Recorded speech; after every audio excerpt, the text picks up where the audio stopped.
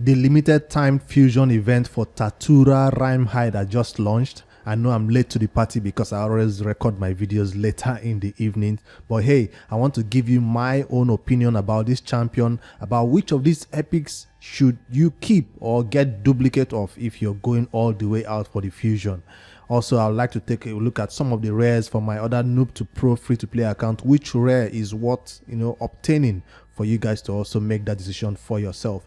I also take a look at the super raids, my fusion plan, and also how prepared I am for this fusion in terms of resources, shards, and all that. Let's get right into this video.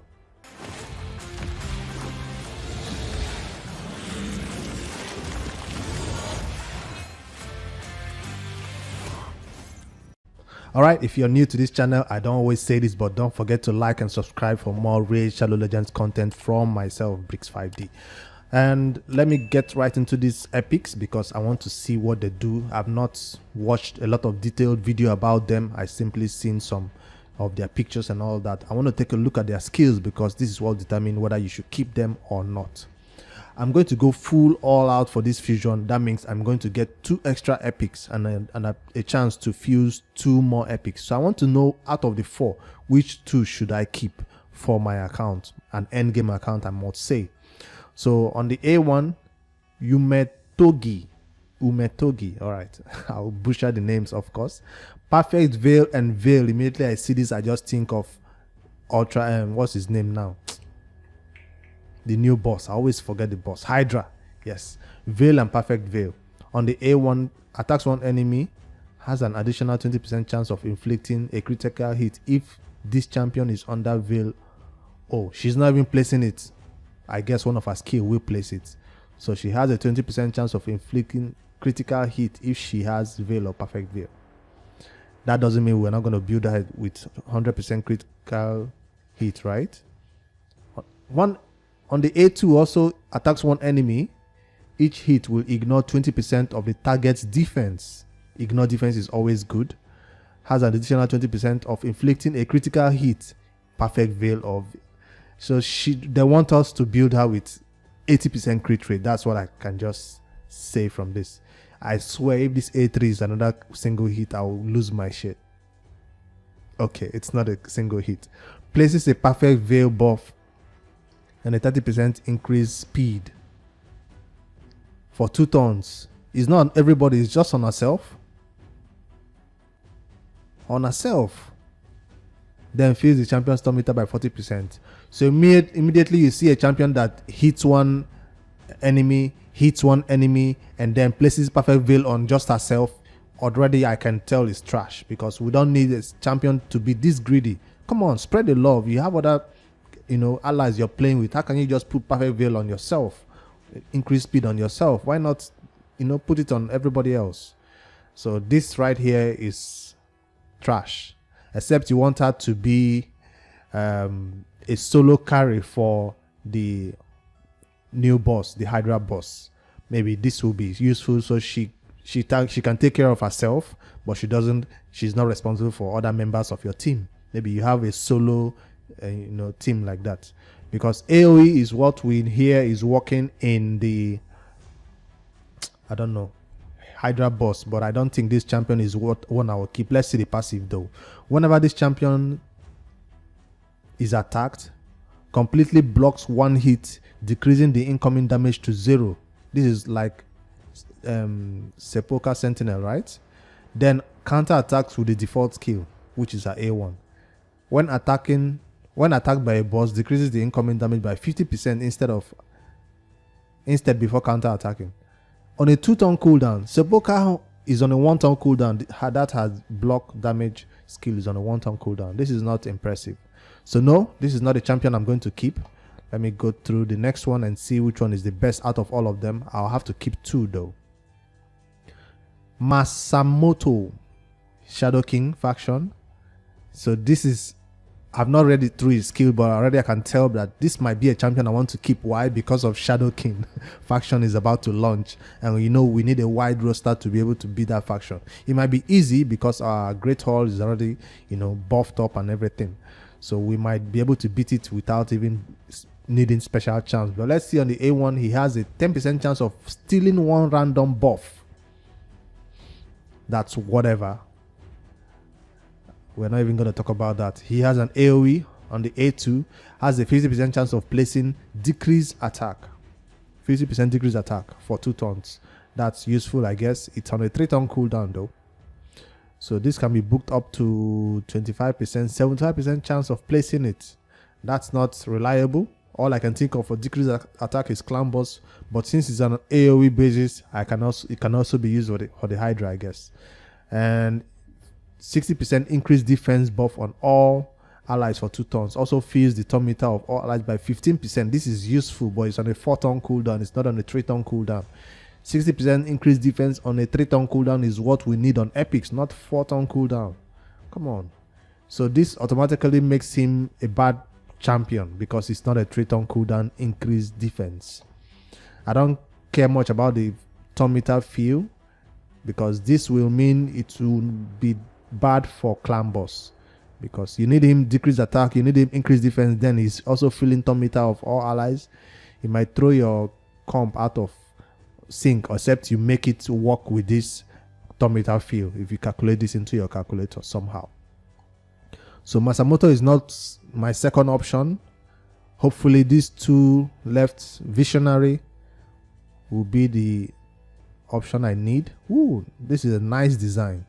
People were saying something about these eyes that it looks weird, but I think it's a cool one. You don't always need to see their eyes, right? On a A1, she attacks one enemy, has a 30% chance of decreasing the target's turn meter 15%. Why are all these epic champions decreasing turn meter by 15%? That's just weird.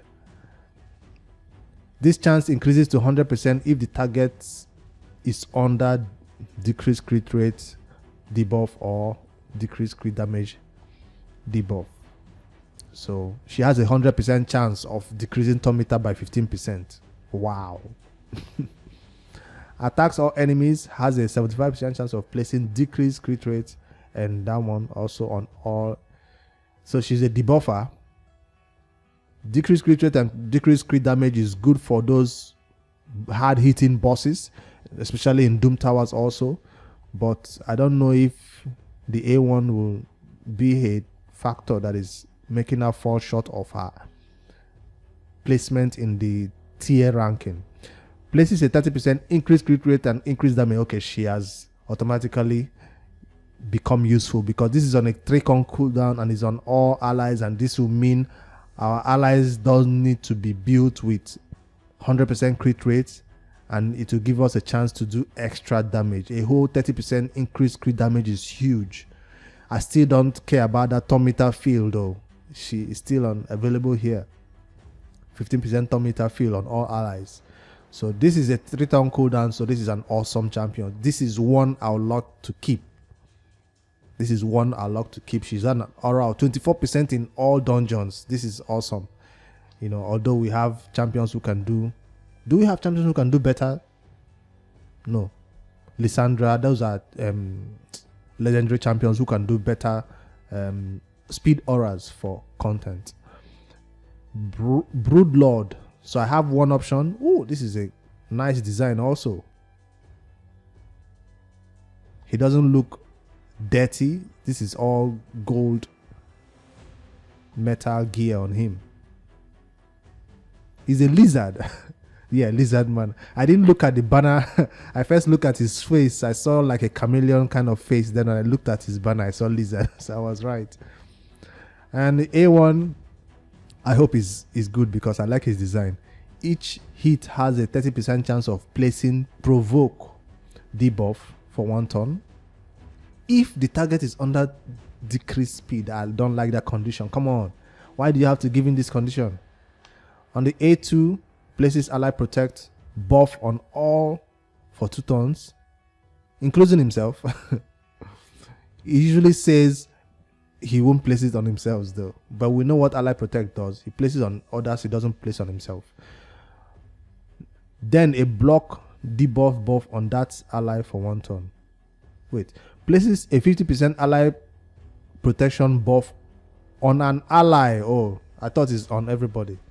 It's just on one ally for 2 turns. Then a block debuff buff on that ally for 1 turn. So if somebody going to go down or somebody who is low, he can just protect them with ally protection and also block any debuffs that is coming in.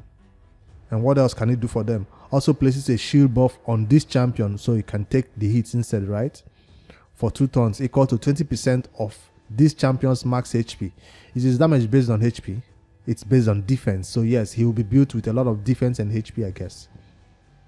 So he can survive these hits that he's redirecting from that low ally. Attacks all enemies has a 40% chance of placing stun debuff for 1 turn.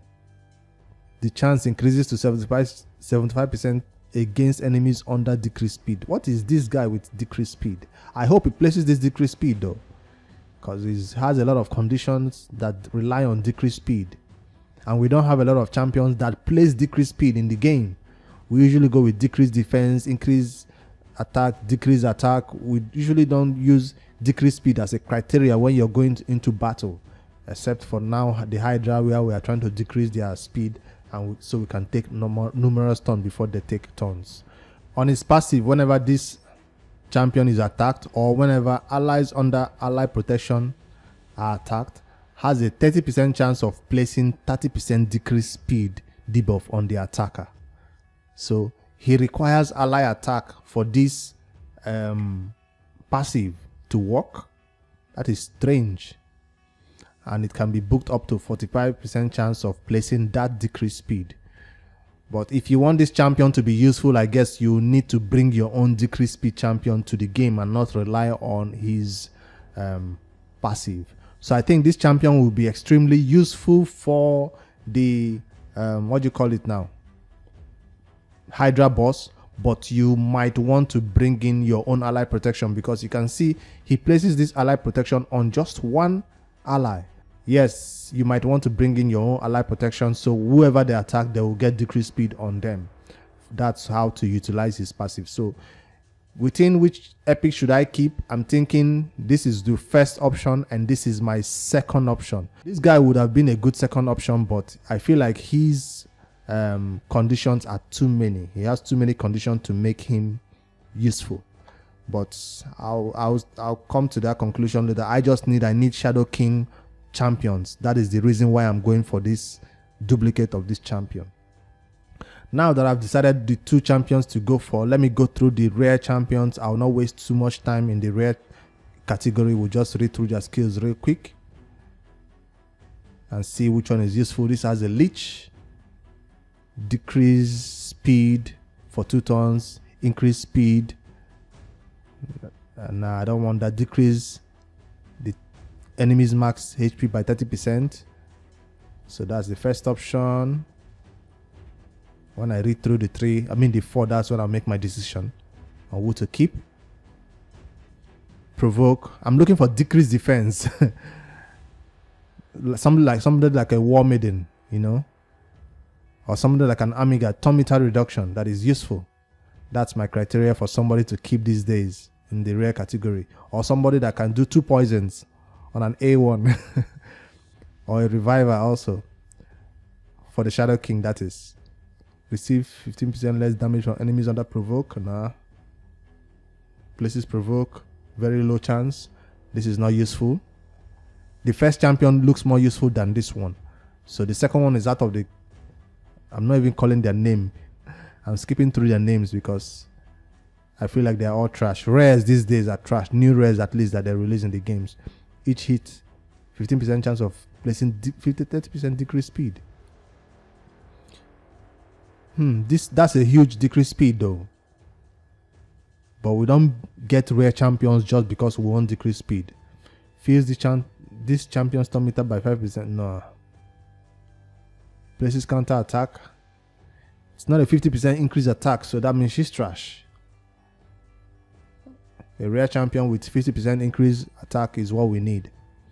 So the last one, Ordinator. 25% chance of placing freeze debuff. Okay, that's low for a rare. 50% chance of placing a bomb. Okay. One attack has a 30% chance of decreasing all bombs. Okay, this is one to keep. So out of the 4 rare champions that are used for this fusion, this dude is the best option. Alternator is the best one to keep, not just because of bombs or whatever, but because he just seems like a good option amongst all the debuffs that they are all bringing to the game. Provoke, decrease speed. I feel like bomb and detonating a bomb when you attack is the best one out of the 4. Let me know if I'm wrong, of course, and let me know what you think about my option to keep Visionary and Masamoto. Now, how am I going to go about this fusion so I can have 2 extra dupes, and how did I come about knowing how I have enough resources to do this? Take a look at the fusion timetable. I'll put a link to this below so you can download a copy for yourself if you've not already have a copy by now. It seems like we are going to have to complete everything in the fusion to get those rares, right? Every event has a rare, that you must complete, and you can't skip out on any of them if you want all the rare champions to get the epic champions from them. But if you complete a fusion event that has an epic, there's one that has an epic. Where is it? I've forgotten their names already. Let me go through their names again and see who I'm looking for. Masamoto and Visionary. All right, so from the calendar here we can see a champion training has Masamoto, right? And a summon rush has Visionary. So from the 17th, which is tomorrow, the summon rush has Visionary and the champion training has Masamoto. From the champion training event, if I go through my roster and show you my resources, you can already tell that I will easily be able to complete champion training from the amount of food that I've leveled up waiting for this fusion. So that's how prepared I am. Let me go through my 4 stars roster so you see what I mean. I have 2 5-star food right there. No, 3 5-star food. 1, 2, 3 5-star food waiting right there. And for 4 stars, this is a 1, 2, 3, 4, 5, 6, 7, 8 through the epics. 9, 10, 11, 12, 13, 14, 15, 16, 17, 18, 19, 20, 21, 22, 23, 24, 25, 25 4 stars. Then take a look at the what do you call it, the chicken, right? 31 3-star chickens, 17 4-star chickens. I don't have a 5-star chicken. Brews, loads of brews, 300, 200, 250. What I'm saying is I have enough resources to make sure I get that champion training that is available for Masamoto to get that epic. So I'll not only get the rare, I'll also get Masamoto. Now for the summon rush events, I don't think I have enough resources to say I can reach the highest milestone to get that epic champion, because I have 4 secrets, 48 ancients, and so I might need to pull my entire shard resources for me to reach the highest milestone to get that epic. But even with these resources saved up, I don't know if I can reach the summon rush to get Visionary. So by then, I guess we'll see. It's just tomorrow or 2 days event. No, it goes up to 20th. So it's a long time for me to get more secrets, I think, and more ancients to pull to get the highest milestone for Visionary. So that answers your question if you're thinking of which events to skip and which one not to skip, and which epics you want to get. And if you skip any of the events, can you still make the fusion? Yes, you need to go for that epic. So if you're able to go for one of the epics, you can skip a bunch of these events that are going on. If you're not able to, meet them due to Xmas calendar and family events or traveling and all that, go for the epics. Then you can skip some of the events. I will be going for the epics and still going for all the rares also, so I can get the 2 extra epics to keep. That's my fusion plan right there. We are glad that Super Raids has been announced, and Super Raids is turned on for the champion dungeon farming that we are going to be doing. It was announced in the news here. If you don't know, Super Raids will allow you to do double time for ice golems, spider, and all them. I get 2 times the rewards for spending twice the energy. So this will keep a lot of players PC off during this fusion time, so you don't have to run your PC all night long and all day just to complete these events. Simply 3 hours, 4 hours, I think you've completed Ice Golem or farming. So that's why I love super rates. You know, I'm a big fan of super rates, and we keep telling players to leave it on even after fusion, but that's not going to happen. It's going to be only turned on during fusions. So what do you guys think? Am I over prepared for this fusion? Did I prepare too much? Also, for artifact enhancement event, which might be a long one, I have a full roster of artifacts that I have not yet claimed, and I'm still farming more to it. And in terms of energy, because you know this farming will require a lot of energy, I do have some saved up energy. Yo, this is a long scroll. Yeah, I wanted to show the energy saved up, because if you don't save up enough energy, you might need to spend your gems. So I do have over 382, 3,828 gems right there sitting, and energy stocked up to do all this farming that is needed to complete this defense. 21 million silver right there, which is also a good one, a good amount to keep for artifact enhancement, although most of my artifacts are already at 15. All I need to push them at 16, 16, 16, and I'll easily complete any artifact enhancement event. So I'm sorry there was no forewarning to give you guys, in case of you didn't know that this fusion was coming, to prepare like this. But I've already known about all these things from previous videos done by BG. Sorry, he's not here to give us the down low on these events this time around and help a lot of players out with the planning and skimming through certain ways to easily complete this. But I'm sure there are resources out there.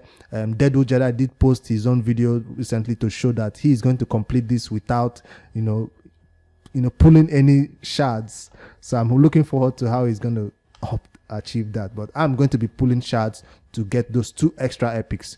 Let me know which of the epics you're going to be going for this fusion. I will not talk about the main champion yet until I'm able to use him in the game. But from now, from the design, I can tell you this is an epic design. He reminds me of Vegomka, who just fills the whole screen. That champion that cannot be provoked. So that's what he reminds me of. But he is just extra, with extra colors and extra. He doesn't have much animations though. So, but design wise, is kind of looking like a lion instead of a goat, which has horns. So that's what I think about this fusion that is coming up. For the Noob to Pro updates, don't think I forgot about the Noob to Pro update. On day 29, we are still farming masteries with free-to-play energy. We don't have any source of energy than free-to-play energy, and I'm still farming masteries to make sure I get War Master on 2 or 3 champions before we go back to the Dragon. That's the update for the Noob to Pro, and that's the only update. The Noob to Pro is not going for this fusion, obviously, because it's just a month-old account, and I think we're going to be getting our new champion, what's her name, High Cartoon, soon on that account. So I'll see you guys tomorrow for yet another update. Like, subscribe, Bricks5D. Good night.